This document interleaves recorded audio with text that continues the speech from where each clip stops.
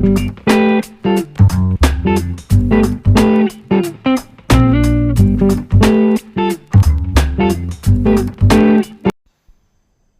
Friends, ಎಲ್ರಿಗೂ ನಮಸ್ತೆ. Welcome to Latha cooking hub.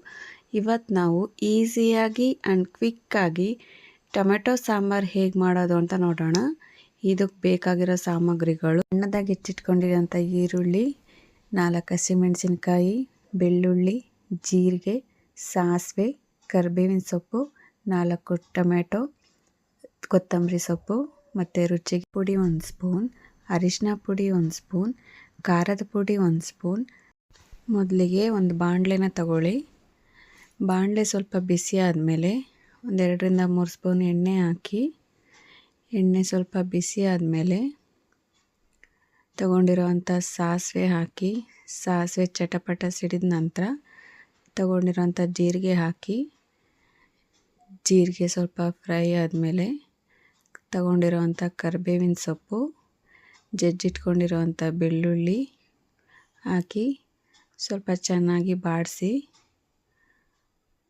ಚೆನ್ನಾಗಿ ಹುರ್ಕೊಳ್ಳಿ.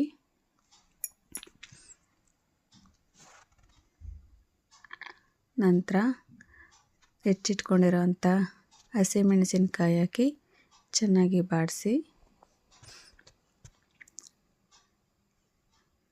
ನಂತರ ಹೆಚ್ಚಿಟ್ಕೊಂಡಿರೋವಂಥ ಈರುಳ್ಳಿನ ಹಾಕಿ ಚೆನ್ನಾಗಿ ಬಾಡಿಸಿ, ಈರುಳ್ಳಿ ಸ್ವಲ್ಪ ಕೆಂಪಗಾಗೋವರೆಗೂ ಹುರಿಬೇಕು.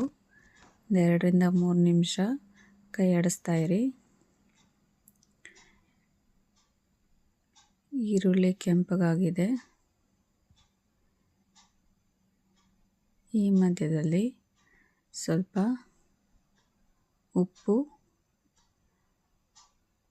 ಮತ್ತು ಅರಿಶಿನ ಸೇರಿಸ್ಕೊಳ್ತಾ ಇದ್ದೀನಿ. ಉಪ್ಪು ಮತ್ತು ಅರಿಶಿನ ಈ ಸಮಯದಲ್ಲಿ ಸೇರಿಸ್ಕೊಳ್ಳೋದ್ರಿಂದ ಈರುಳ್ಳಿ ಚೆನ್ನಾಗಿ ಫ್ರೈ ಆಗುತ್ತೆ. ನಂತರ ಹೆಚ್ಚಿಟ್ಕೊಂಡಿರೋವಂಥ ಟೊಮೆಟೊನ ಸೇರಿಸ್ಕೊಳ್ತಾ ಇದ್ದೀನಿ. ಟೊಮೆಟೊನ ಸೇರಿಸ್ಕೊಂಡ್ಮೇಲೆ ಚೆನ್ನಾಗಿ ಮಿಕ್ಸ್ ಮಾಡಿ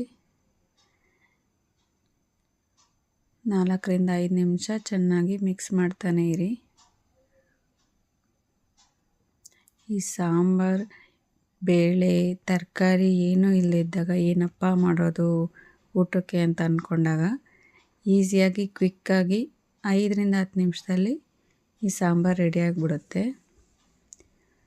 ತುಂಬ ಟೇಸ್ಟಿಯಾಗೂ ಇರುತ್ತೆ. ಬಿಸಿ ಅನ್ನಕ್ಕೆ ಹಾಕ್ಕೊಂಡು ತಿಂತಾಯಿದ್ರೆ ತುಂಬ ರುಚಿಯಾಗಿರುತ್ತೆ. ನೋಡಿ, ಟೊಮೆಟೊ ಚೆನ್ನಾಗಿ ಫ್ರೈ ಆಗಿದೆ.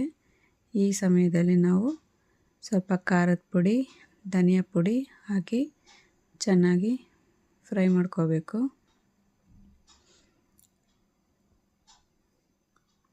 ನಂತರ ಈ ಸಮಯದಲ್ಲಿ ನಾನು ನೀರನ್ನ ಸೇರಿಸ್ಕೊಳ್ತಾ ಇದ್ದೀನಿ. ನಿಮಗೆ ಎಷ್ಟು ಥಿಕ್ನೆಸ್ ಬೇಕು ಸಾಂಬಾರು ಅಷ್ಟು ನೋಡಿ ನೀರನ್ನ ಸೇರಿಸ್ಕೊಳ್ಳಿ. ನಾನು 2 3 ಲೋಟ ನೀರು ಸೇರಿಸ್ಕೊಂಡಿದ್ದೀನಿ. ಸಾಂಬಾರು ಸ್ವಲ್ಪ ಕುದಿ ಬಂದ ನಂತರ ತಗೊಂಡಿರೋವಂಥ ಗರಂ ಮಸಾಲನ ಸೇರಿಸ್ಕೊಳ್ತಾ ಇದ್ದೀನಿ.